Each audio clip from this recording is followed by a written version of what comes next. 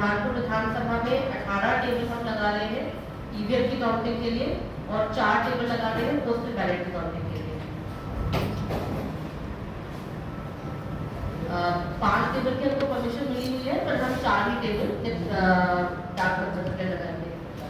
Next, इस प्रकार हमारे 22 राउंड में बुरहानपुर नेपानगर विधानसभा कवर हो जाएगी 22 राउंड में, और बुरहानपुर विधानसभा हम 20 राउंड में पूर्ण करेंगे, जिसमें जो आखिरी ईवीएम का राउंड रहता है वो डाक मतपत्र की काउंटिंग पूर्ण होने के उपरांत किया जाता है। मतगणना एजेंट के लिए हम एंट्री पहले वाले गेट से करेंगे, जो हम 7 बजे करेंगे। मीडिया के बंधु के लिए भी हम 7 बजे ही वहाँ से एंट्री करेंगे। इसमें गेट नंबर 1 पे ही दो रास्ते बनाए गए हैं, जिसमें पहला रास्ता नेपानगर विधानसभा के लिए होगा और दूसरा रास्ता में बुरहानपुर विधानसभा के काउंटिंग एजेंट एवं मीडिया की एंट्री का गेट रहेगा। सबसे पहला गेट है जो डायरेक्ट का परिसर का होता है, उस रास्ते से डायरेक्टली आप अपने मीडिया हॉल में एंट्री कर पाएंगे। साथ साथ से जो हमारा काउंटिंग स्टाफ है, हमारा counting supervisor, assistant, micro observer एवं अन्य स्टाफ को हम गेट नंबर 2 से एंट्री कर रहे हैं। नेक्स्ट, दोनों ही गेट्स पर हम एक पब्लिक कम्युनिकेशन रूम और एक मोबाइल रखने का रूम करेंगे। मीडिया को मीडिया हॉल तक मोबाइल अलाउड होगा, लेकिन काउंटिंग एजेंट्स और स्टाफ को मोबाइल अलाउड नहीं होते हैं, तो दोनों की मोबाइल रखने की व्यवस्था उनकी गेट पर ही रहेगी। और वहीं पर ही यदि कोई काउंटिंग एजेंट आके बात भी करना चाहे तो उसी गेट के बाहर पब्लिक कम्युनिकेशन रूम है जहाँ मोबाइल रखे जाते हैं, वहीं पर आके बात कर सकते हैं। हमारे मीडिया नोडल अधिकारियों के रोल पर डायरेक्टर रहेंगे, ये और हमारे डीआरओ आशा के साथ वहाँ पर रहेंगे। हमने 2 नोडल सहायक नोडल अधिकारी लगाए हैं, जो लाइजनिंग अधिकारी के रूप में मीडिया को काउंटिंग हॉल तक लाने ले जाने में मदद करेंगे।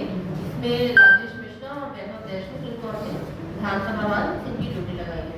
नेक्स्ट, आपको पता ही है कि हमारे टोटल मतदाताओं की संख्या 2.6 लाख थी नेपानगर में और 3.2 लाख थी बुरहानपुर में, जिसमें मतदान के उपरांत नेक्स्ट 2 लाख का मतदान हमारे नेपानगर विधानसभा में हुआ है और 2.44 लाख का मतदान बुरहानपुर विधानसभा में हुआ है।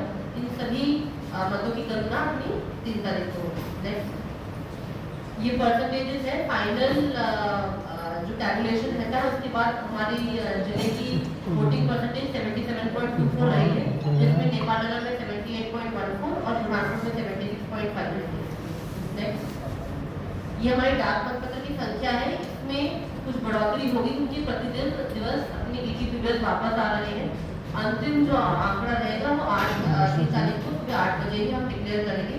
दोनों आरोप अपने अपने कमरे में अपने ऑब्जर्वर्स को काउंटिंग एजेंट्स को डाक मतपत्र की अंतिम संख्या बताएंगे, क्योंकि उस दिन भी सुबह 8 बजे की पूर्व जो पोस्ट है तो वहीं पर ही काउंटिंग हॉल पर ही आकर लास्ट पोस्ट दी जाएगी, जिसमें भी कुछ ना कोई अपने डाक मतपत्र रह सकते हैं। तो हमारी अभी की स्थिति में 15 से 17 डाक मतपत्र है नेपानगर में और 1903 बुरहानपुर में टोटल 3420 पीछे से आया ये उस दिन जिस दिन मतदान हुआ था पीछे से आया जानकारी है। तो इस जानकारी अनुसार हमारी मॉकपोल के दौरान कुल 3 बीयू 1 सी और 5 वीपैट रिप्लेस हुई थी और बुरहानपुर में 1 बीयू और 4 वीपैट रिप्लेस हुई थी, लेकिन वास्तविक मतदान में एक भी हमारी सीयू रिप्लेस नहीं हुई है। इसका मतलब ये है कि मतदान के दौरान प्रति टेबल सिर्फ एक ही सीयू आएगी। मतदान के दौरान काउंटिंग के दौरान प्रति टेबल सिर्फ एक ही सीयू आएगी। मतदान के दौरान 2 वीवीपैट नेपानगर में और 3 वीवीपैट बुरहानपुर में रिप्लेस हुई। नेक्स्ट, इसके अलावा काउंटिंग जो वहाँ पर की जाएगी, जो हमारे दोनों आरओ के जो हॉल्स हैं, जिसमें जो काउंटिंग हॉल है, राउंड वाइज आरओ अपनी अनाउंसमेंट करेंगे प्रति राउंड में कि कितने मत किस कैंडिडेट को मिले हैं। इस अनाउंसमेंट का एक स्पीकर हमारे मीडिया हॉल में और एक स्पीकर हमारे मेन परिसर के बाहर, यदि कोई भीड़ एकत्रित होती है तो उनके लिए होगा, ताकि जो बाहर परिसर के बाहर जो भीड़ हो एवं मीडिया हॉल में आपको राउंड राउंड की डायरेक्ट जानकारी मिलती रहे। दोनों ही विधानसभा की काउंटिंग हॉल के स्पीकर दोनों जगहों पर उपलब्ध रहेंगे।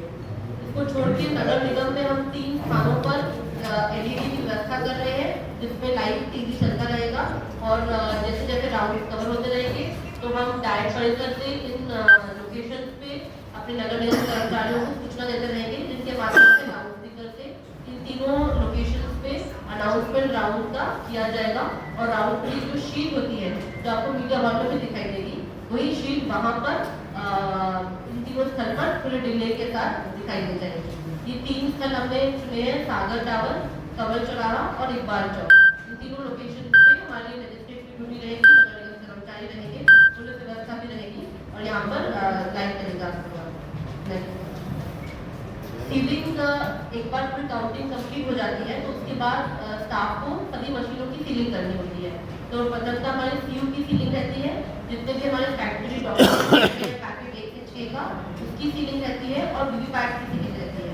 तो तीनों ही सीलिंग काउंटिंग कंप्लीट होते ही वहीं पर चालू हो जाएगी।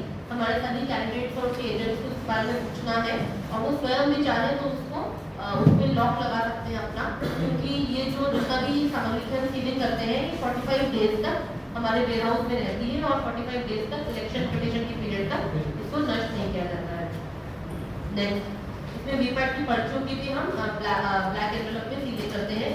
ये सारी सामग्री 3 तारीख को ही रात में ही जैसी हमारी सीलिंग पूर्ण हो जाएगी उसके बाद हम डायरेक्ट पड़ेगा तो पूर्ण से खाली कर देंगे और सारी मशीनें हमारी डिस्ट्रिक्ट वेयर हाउस जो कलेक्ट्रेट में है वहाँ पर आ जाएगा और वहाँ पर हमने दोनों विधानसभाओं के लिए अलग अलग 2 स्ट्रॉन्ग रूम बना रहे हैं और उन स्ट्रॉन्ग रूम में हमारी सीयू रहेगी, वीवीपैट एवं अन्य सामग्री हमारी वेयर हाउस में रख दी जाएगी। ट्रेजरी में जितने भी हमारे वर्कफोर्स की पर्चियाँ होंगी, अन्य पर्चियाँ होंगी, अन्य दस्तावेज होंगे जो स्टैट्यूटरी डॉक्यूमेंट्स माने जाते हैं वो सब ट्रेजरी में सुरक्षित रहेंगे 45 डेज के लिए।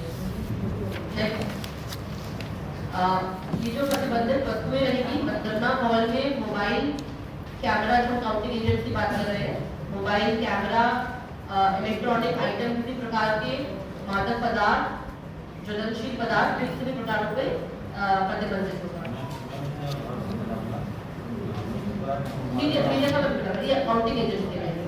नेक्स्ट, मीडिया कर्मियों के लिए जो व्यवस्था रहेगी, आपको काउंटिंग हॉल के अंदर मोबाइल अलाउड नहीं रहेगा, लेकिन काउंटिंग हॉल के गेट तक आप मोबाइल लेके जा सकते हैं और अपना वीडियो कैमरा जो है वो हम अलाउ करेंगे। वहाँ पर हमने पुलिस को ब्रीफ कर दिया है कि आपको आप अपने कैमरा और मोबाइल और गैजेट वहाँ भी लेके जाएंगे मीडिया हॉल में और काउंटिंग हॉल के गेट तक भी लेके जाएंगे। हाँ, गेट के पास से बन जाए, गेट के पास से हम आपको अलाउ कर देंगे, गेट के पास ही अलाउ करेंगे। बुढ़ापे की बात की जाए तो बिल्कुल गेट पर ही आपका वीसीडी का कक्ष भी है और पूरी व्यवस्था आपको गेट से देख जाते हैं। वो मौके पर अपन देख लेंगे पर गेट से नहीं अपन अलाउ करेंगे।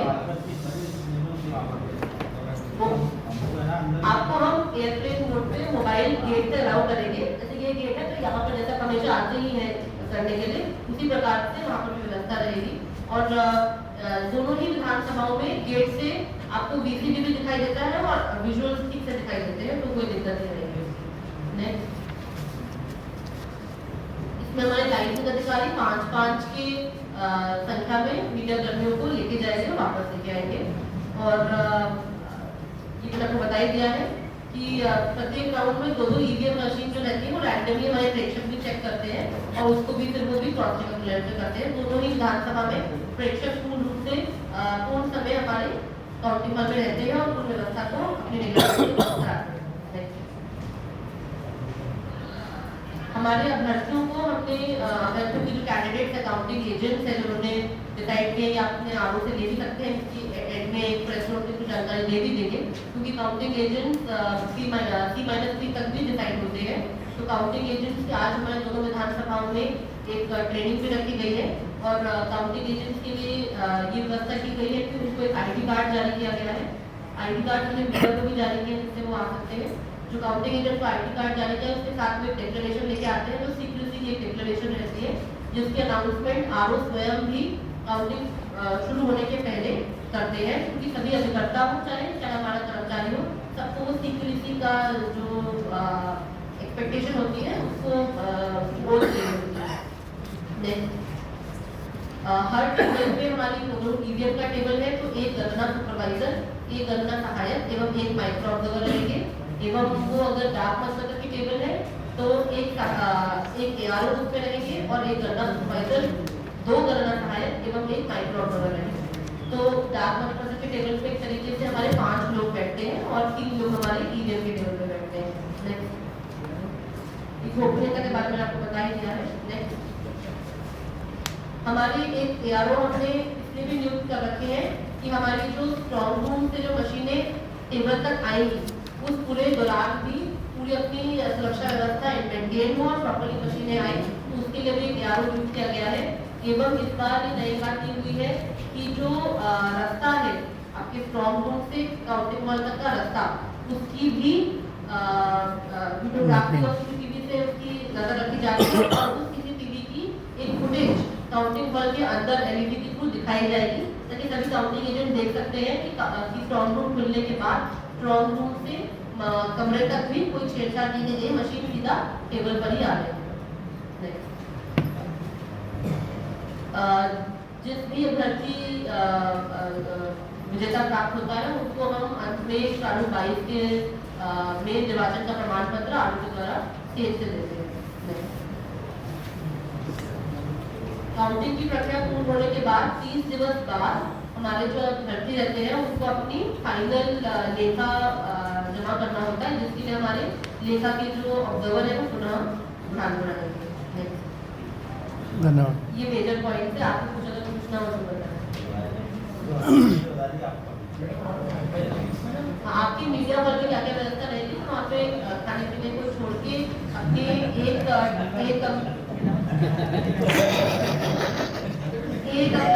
प्रोजेक्टर के थ्रू डिस्प्ले रहेगा, जिसमें आपको राउंड वाइज इंफॉर्मेशन मिलेगी।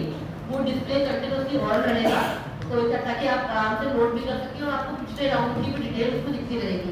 उसमें एक तरफ राउंड वाइज डिटेल होगी, एक तरफ अभ्यर्थियों के नाम होगी और कुल मत कितने डले हैं अभी तक आपको कंटिन्यूसली प्रोजेक्टर के थ्रू दिखाते रहेंगे।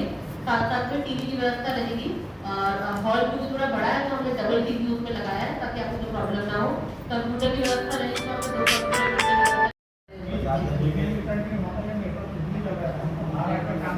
ये मीडिया हॉल के अंदर तो वाईफाई है, मैंने अपने मोबाइल में चेक कर लिया है, तो बीएसएनएल है अभी तो एयरटेल की व्यवस्था कर और कुछ आपके कुछ प्रश्न? कुछ रूल्स चेंज हुए जैसे पहले क्या होता था कि एक राउंड की ईवीएम गई और दूसरी शुरू हो जाती, लेकिन इस बार ऐसा कुछ है कि जब तक दूसरी जाएंगी नहीं तब तक दूसरी स्टार्ट नहीं होगी। इसमें ये होता है कि यदि किसी जब हम राउंड वाइज अपनी मशीनें देते हैं, यदि कोई मशीन ऐसी प्राप्त होती है इसमें 3 से 4 कंडीशन है, उसमें से एक कंडीशन मैं आपको बता दूं, जैसे कभी कभी पीठासीन ने सीआरसी नहीं किया है, वॉकपोल के दौरान एक क्लियर करना होता है और उसके बाद मतदान शुरू करना होता है। कभी ऐसी सिचुएशन हो जाए पैदा जहाँ पर हमारे पीठासीन ने किसी मतदान केंद्र पर सीआरसी नहीं किया है, जिसमें वॉकपोल की भी वोट उसमें डले हुए रह जाते हैं, तो इस केस में हमको ईसीआई से कोई परमिशन लेने की जरूरत नहीं है। इसमें हमारे आरओ उस पर निर्णय करेंगे और उस मशीन को उस राउंड के लिए साइड में रख देंगे उस टीम को, और उसके बाद पूरा मतदान पूरा काउंटिंग कंप्लीट होगा। काउंटिंग कंप्लीट होने के बाद यदि जो मार्जिन रहता है वोट्स का वो कम है, मतलब उस पर्टिकुलर जितने वोट उस टीम में डले हैं उससे कम है, तो ही उस पर्टिकुलर मतदान केंद्र की वीवीपैट की गिनती होगी, अन्यथा उसकी गिनती भी नहीं होगी। तो अगर सीआरसी नहीं होने वाली सिचुएशन प्राप्त होती है तो उसमें हमको कोई अलग से कोई इशू नहीं है, इंस्ट्रक्शन क्लियर कर दिए गए हैं। ऐसे 3 से 4 कुछ और भी सिचुएशन है जिसमें हमको सीयू साइड में रखनी पड़ती है, और अगर किसी मतदान केंद्र की सीयू हम साइड में रखते हैं, पूरी काउंटिंग कंप्लीट होने का वेट करते हैं, तो उस पर्टिकुलर राउंड में उस टेबल पे कोई मशीन नहीं आती है और टेबल खाली रहता है। पूरा राउंड कंप्लीट होने के बाद फिर नेक्स्ट राउंड में अपनी मशीन आती है, तो राउंड जो हमने व्यवस्था कर रखी है तो उसके हिसाब से ही पूरा इसका पालन होता है। इसमें एक बार ये भी है कि अगर समझिए पीठासीन ने मतदान के खत्म होने के उपरांत क्लोज बटन दबाना उसका छूट गया है, तो एक बार 17 से मिलान करने के बाद टोटल बटन से देखने के बाद क्लोज बटन भी हमारा काउंटिंग सुपरवाइजर दबा सकता है। उसको उसके लिए भी ईसीआई से कोई परमिशन की आवश्यकता नहीं है, ईसीआई ने निर्देश जारी कर दिए हैं। अगर क्लोज बटन दबाना से रह गया है मतदान के उपरांत तो अभी देखकर कि 17 और वो मैच कर रहा है अभी दबाए। तो ये 2 नए निर्देश आए हैं। तीसरा मैंने आपको बताया था कि एलईडी लगाई हुई है हमने काउंटिंग हॉल के अंदर ताकि रास्ता भी हमारे एजेंट देख सकें। क्या मीडिया हॉल के अंदर तो वैसे भी कोई प्रॉब्लम नहीं है, और काउंटिंग हॉल के अंदर आपको वैसे भी मोबाइल यूज नहीं करना होता है, खाली 2 ही मोबाइल अलाउड होते हैं वहाँ पे, आरओ के पास और एक ऑब्जर्वर के पास। तो काउंटिंग हॉल के अंदर एक ओटीपी भी ईटीपीबीएस का आता है, इसीलिए जैसे वहाँ पर व्यवस्था रहती है आम वोटरों के लिए, अन्य कोई व्यक्ति मोबाइल नंबर अलाउ नहीं होता है। ईटीपीबीएस भी पहले शूटिंग करवा लेंगे ना, पहले सुबह ही शूटिंग करा लेंगे। नहीं, दो को लेकर गया, 5 को लेकर गया। स्कैनिंग होके वो अपने पोस्टल बैलेट की गिनती शुरू होगी, बाकी तीनों टेबल्स में तत्काल 8 बजे अपनी काउंटिंग स्टार्ट हो जाएगी पोस्टल बैलेट। सुबह मीडिया के जो ग्रुप्स हैं उनको इनिशियल वीडियो जैसे हर बार होता है वो दिलवा दीजिए।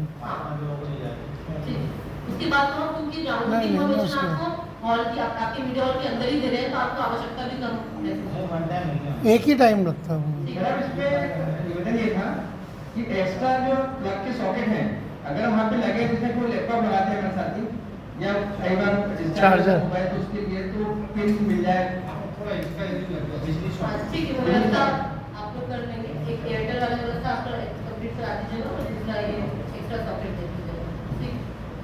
और कोई बाकी जो कमी है 2 दिसंबर को मॉक ड्रिल में देख ही लेंगे हम। 2 तारीख को हमने 11 बजे पुलिस और हमारी दोनों की मॉकड्रिल रखी है, तो उसमें हम लोग पूरी टेस्टिंग करेंगे, उसमें सेम व्यवस्था ही रहेगी। तो मॉकड्रिल में तो हम अंदर आपको अलाउ नहीं करेंगे, 3 तारीख को आपको डायरेक्ट ठीक है, आ जाएंगे हम। बाकी हमारे सरोज पर आज जो डिप्टी कलेक्टर है, कोई इशू रहेगा तो आप उनसे संपर्क करें। एक नंबर वो वहीं पर ही वीडियो में रहेंगे। बहुत बढ़िया।